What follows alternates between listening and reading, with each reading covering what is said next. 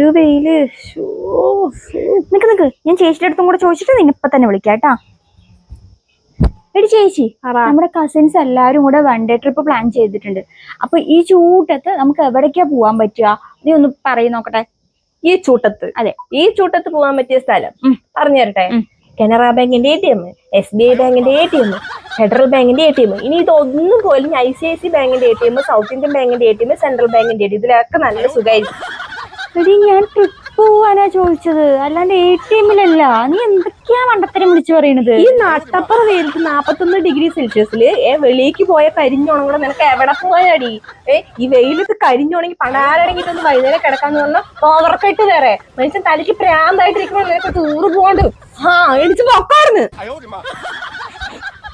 ഓ ദൈവമേ, സൂര്യഭഗവാനും KSBയും ചെയ്യണ പണിക്ക് ഇവളെന്തിനാ എന്നോട് ചൂടാവണത്? പ്രാന്തായ